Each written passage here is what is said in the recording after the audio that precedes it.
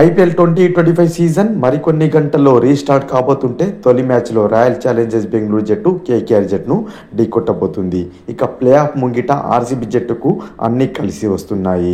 వాయిదా పడడానికి ముందు కెప్టెన్ రజత్ పాటీదార్ గాయపడడం, దేవదత్ పడిక్కల్ దూరం అవడంతో పాటు జోష్ హజిల్వుడ్ కూడా గాయం కారణంగా ఇబ్బంది పడుతున్న వేళ ఆ జట్టుకు మరిన్ని గుడ్ న్యూస్లు అయితే వస్తున్నాయి. రజత్ పాటీదార్ సిఎస్కేతో మ్యాచ్ ఆడుతూ గాయపడిన సంగతి తెలిసిందే.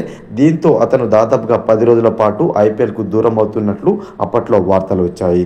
తాజాగా అతను ఫిట్నెస్ సాధించి ప్రాక్టీస్ చేస్తున్న వీడియోను ఆర్సీబీ అయితే పోస్ట్ చేసింది.